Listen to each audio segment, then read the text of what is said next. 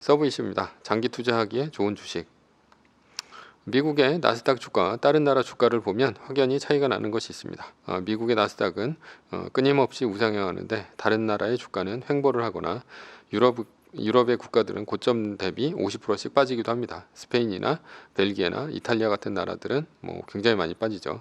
그래서 장기 투자한다고 다 돈 버는 것이 아니다라는 것입니다.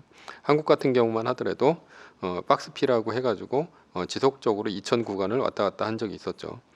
그래서 한국은 10년에 한 2년 정도가 오르고 한 8년 정도는 횡보를 하는 경향이 있습니다.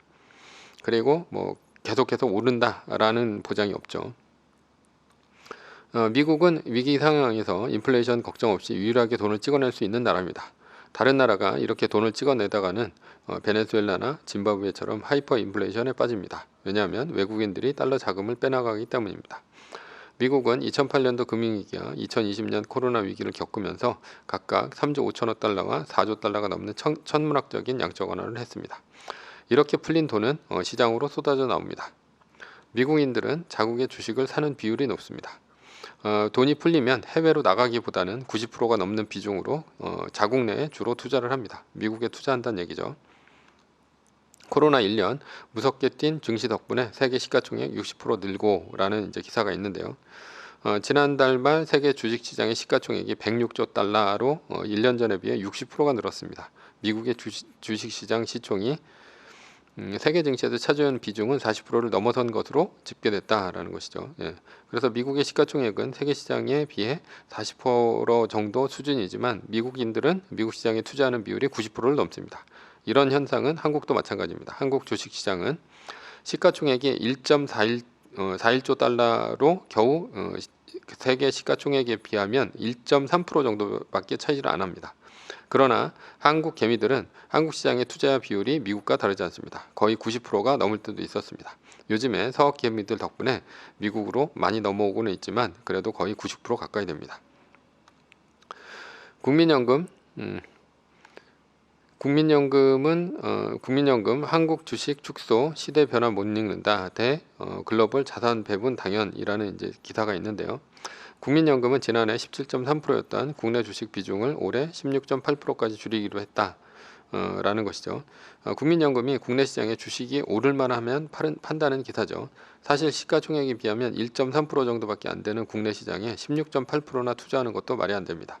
왜냐하면 우리나라는 노령화 속도가 세계 최고로 빨라지고 있기 때문이죠. 지금의 베이비붐 세대와 X세대인 70년대생이 은퇴를 하면 당연히 주식 팔아서 연금 줘야 됩니다. 그러면 앞으로 20-30년 후에는 국민연금이 대거 주식을 국내 시장에 내놓을 것이고 이로 인해 국내 시장의 주가는 폭락하게 되어 있습니다. 따라서 국내 시총에 맞추어 비중을 세계 시총에 맞게 1%대로 맞추어 놓아야 합니다. 그러니까 더 많이 팔아야 된다는 얘기죠. 그렇다면 이렇게 국내에서 팔아서 주로 어디로 가는가라고 보시면 여기 봤을 때 58.32% 정도로 북미 시장으로 가고 있습니다. 한국만 그런 것이 아닙니다. 노령화가 심해지는 나라들의 공통적인 현상입니다. 노르웨이 국부펀드, 싱가포르의 테마섹, 각국의 연금 펀드들은 미국 시장에 투자를 하고 있습니다. 그래서 미국은 그렇게 돈을 찍어내도 인플레이션이 오지 않는 것입니다. 외국에서 이렇게 돈이 들어오니까 넘치는 돈은 어디로 갈까? 미국 시장 얘기죠. 미국의 채권 시장과 주식 시장으로 가고 있습니다. 채권 시장으로 들어간 돈은 미국의 국채를 사주면서 미국이 돈을 아무리 많이 찍어내도 인플레이션이 안 오도록 만들어줍니다. 즉 세계가 미국의 인플레이션을 나눠 갖는 것입니다. 그리고 미국의 주식 시장으로도 들어갑니다.